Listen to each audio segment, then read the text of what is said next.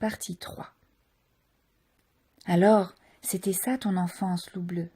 Fuir devant les bandes de chasseurs? Oui, c'était ça. On s'installait dans une vallée paisible, bordée de collines que Cousin Gris pensait infranchissables. On y restait une semaine ou deux, et il fallait s'enfuir à nouveau.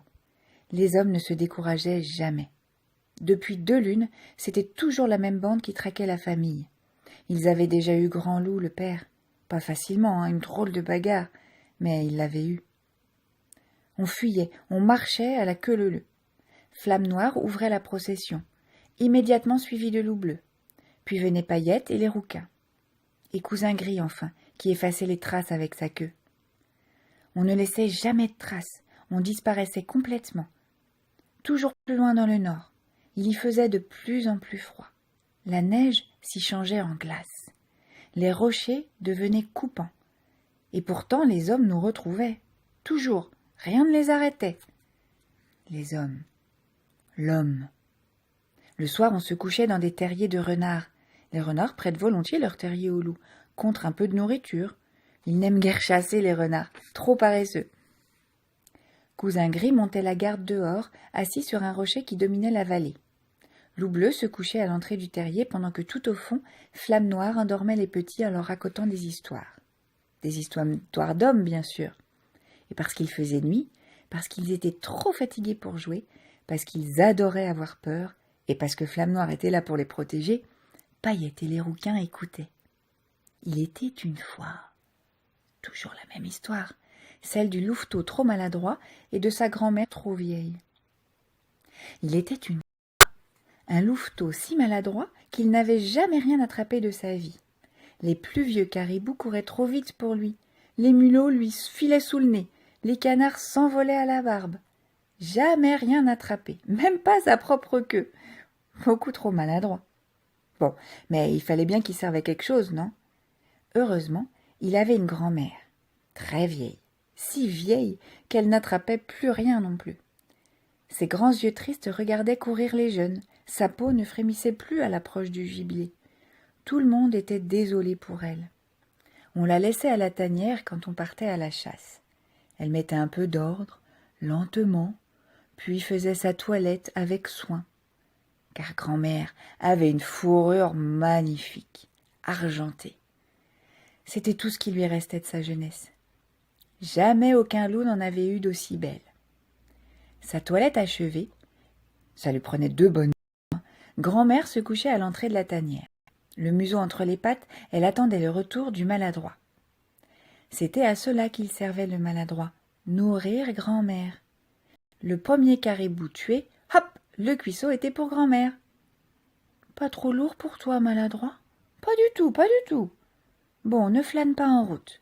Et ne t'en mêle pas les pattes, hein. Et gare à l'homme, etc., etc. Le maladroit n'écoutait même plus ses recommandations. Il avait l'habitude. Jusqu'au jour où... Jusqu'au jour où quoi? Demandaient les rouquins, leurs grands yeux dilatés dans la nuit. Où quoi s'écriait Paillette, la langue pendante.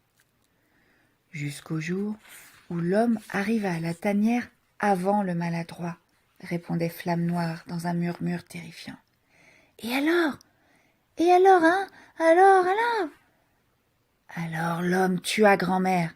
Il lui vola sa fourrure pour se faire un manteau, il lui vola ses oreilles pour se faire un chapeau, et il se fit un masque avec son museau. Et alors, il est l'heure de dormir, les enfants. Je vous raconterai la suite demain.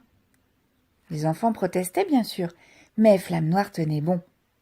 Peu à peu, le souffle du sommeil remplissait le terrier. C'est le moment que Loup Bleu attendait pour poser sa question. Toujours la même. Flamme Noire, ton histoire, elle est vraie? Flamme Noire réfléchissait un moment, puis faisait toujours la même réponse bizarre. Plus vrai que le contraire, en tout cas. Partie 4. Avec tout ça, les saisons passaient, les enfants grandissaient, devenaient de jeunes loups, de vrais chasseurs, et on n'avait jamais vu d'hommes. Enfin, jamais de près. On les avait entendus. Le jour où Grand Loup s'était battu avec eux, par exemple, on avait entendu les rugissements de Grand Loup, puis le hurlement d'un homme, un croc planté dans chaque fesse.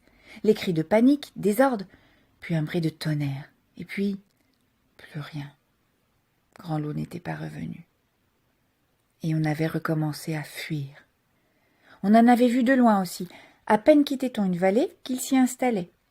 Et la vallée se mettait à fumer, un vrai chaudron.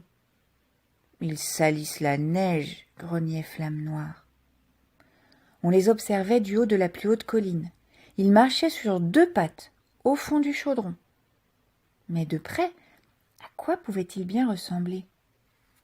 Cousin Gris, tu les as déjà vus de près, toi? J'en ai vu, oui. Pas bavard, Cousin Gris. À quoi ils ressemblent? Les hommes? 2 pattes et un fusil. À part ça, on ne pouvait rien tirer de lui. Quant à Flamme Noire, elle racontait des histoires qu'on ne pouvait plus croire maintenant qu'on était devenu grand. Les hommes mangent tout, l'herbe des caribous, les caribous eux-mêmes, et s'ils n'ont rien à se mettre sous la dent, ils peuvent aussi manger du loup. Ou bien, les hommes ont 2 peaux, la première est toute nue, sans un poil, la seconde, c'est la nôtre. Ou bien encore, l'homme c'est un collectionneur. Cette phrase-là, personne ne la comprenait. Et puis un jour, au moment de la pause, tout le monde était essoufflé, quelqu'un demanda « Mais pourquoi est-ce toujours la même bande qui nous poursuit ?» Cousin Gris léchait ses pattes meurtries. Ils ont entendu parler d'une petite louve à la fourrure d'or. Il n'acheva pas sa phrase. Flamme Noire le foudroya du regard. Et trop tard, tous les rouquins regardaient Paillette. Et Paillette regardait tout le monde, les oreilles dressées. « Comment? C'est moi qu'on cherche ?» Le soleil choisit juste ce moment pour percer les nuages. Un rayon tomba sur Paillette et tout le monde détourna les yeux. Elle était réellement éblouissante. Une louve d'or, vraiment, avec une truffe noire au bout du museau. Si noire la truffe dans tout cet or que ça la faisait même un peu loucher. Adorable, pensa Flamme Noire. Ma fille est adorable. Elle ajouta aussitôt, mais complètement tête en l'air. Puis elle poussa un soupir et murmura au plus profond d'elle-même. Franchement, Grand-Loup, pourquoi m'as-tu donné la plus belle louve qui ait jamais existé? Tu trouves qu'on n'avait pas assez d'ennuis comme ça? Partie 5. Comment?